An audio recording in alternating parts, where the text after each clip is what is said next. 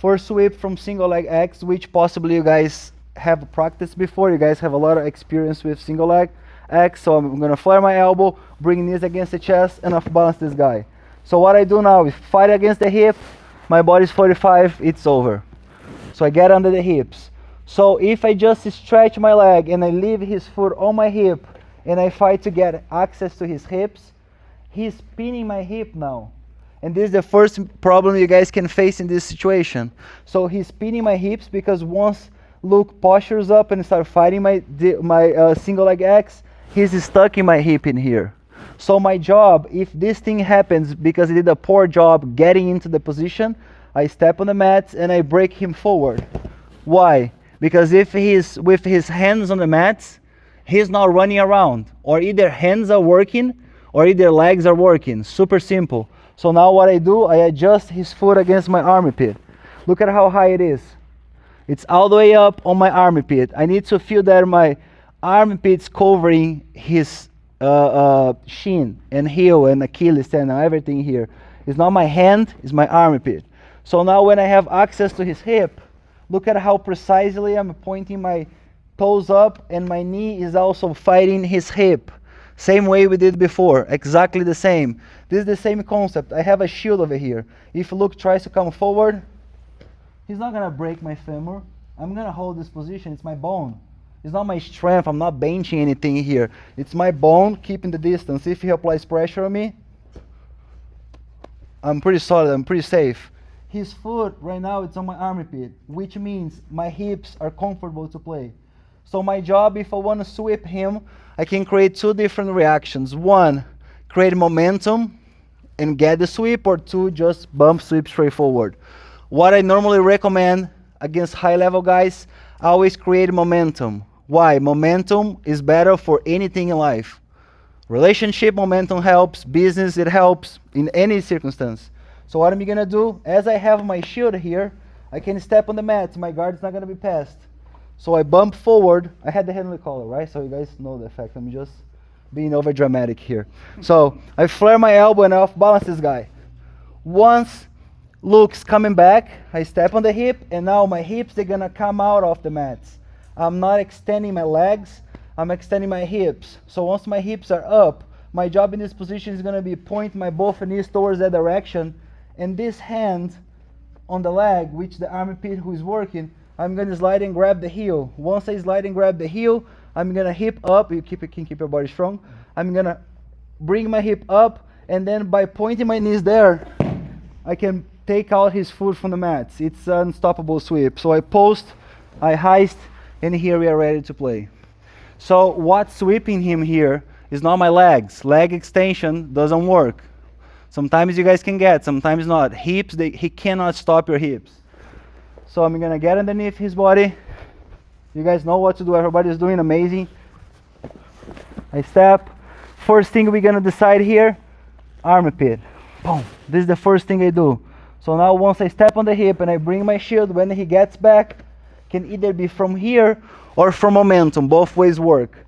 So I'm gonna start controlling the ankle, hips go up, and no matter how much Luke tries to keep the stance in here, I'm gonna start pointing my knees towards that direction and then pull his foot against my armpit, which is always gonna happen. So hips up, look at how his heel comes out of the mats. Can you guys see? Not really, turn a little bit more this side. Turn more, turn more, turn more. Look at this side now. It's out, he's not basing here. So once I point my knees there, it's over, we get the sweep, and now we start the mud. Right? Let's give a shot. 1, 2. And now we have Q&A, right? I don't know if I'm a very interesting person, so I don't know if you guys have questions. But if you guys do have questions, raise hands. When you come back, how far are you from coming back? And are you going to focus gi or no gi? My comeback, maybe like 75-80% recover. I had this week 2 great sessions. 75, 80% intensity maybe. I had 2 good rounds, open rounds, 15 minutes each. I didn't feel pain at all on the following day, sore. I felt really sore. I was like, fuck, Jiu Jitsu sucks. My entire body hurt. Yeah, I drove home like it was just one round because we mostly do specific training, and then one open round I was destroyed. And it was not even hard. It wasn't even like, hey, I'll try and kill you. Uh, but I'm not rushing at all. So I have so many plans that are going on right now. So I have the website that is up. I have my branding that is also coming out of the paper. My school is also on the way. So I think I'm gonna recover, and once I feel 100% settled with the other things, I'm gonna make my comeback. Because there's no rush. I can compete IBJJF Worlds this year. Like it's already happened. So next year only. HCC is next year. So if I get a super fight in September, November, or February, it doesn't change anything. It's just money. Okay, so money is coming, but I'm not changing my career by doing that. So I'm just chilling, giving time to time, and see how it goes. Where did you see the biggest jump in your game when you went from one belt to another? That makes sense. Is it from brown to black or purple to brown, and why?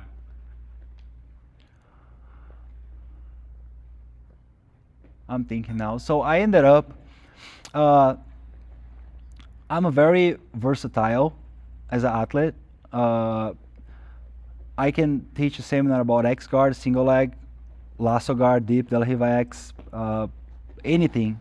Because I always had in my mind that Jiu Jitsu, if you follow concepts and if you understand about everything, even though it's a little bit of everything, you're gonna be more complete, and that is the reality, right? So my game changed during the way. Even now you were asking, I was thinking like the way I won tournaments, blue belt, purple belt, brown belt into black belt, I use different types of guards and different types of top game. And on black belt as well, I won world titles doing different types of game. So 2017 was Deep De La Riva X, 2018 Lasso, 2019 I think was Lasso again. My last tournaments in the gi, which I barely competed, but still I did X guard. So I'm always like adding things to my game and changing during the way. I think the biggest change you need to feel on your process is not how many techniques you are able to handle, but how much jiu-jitsu you are understanding by taking a technique that is completely new for you and understanding where is the problem. The problem that I'm gonna face here is the hip going far away, is the knee dropping down, is the hand slipping out, is the head position too high. So you need to identify the problem, make the right question, and then you're gonna find the right answer, something that we're talking in the car. Philosophy is that, basically. So you don't have right answers. The answers are never right, but the questions, they should be right. The right question brings the right answers, or at least the right direction. So focus more on analyzing the situation and finding the problem more than, hey, I want to learn deep De La Riva X. No, like what's the problem here? How can I overall understand the game?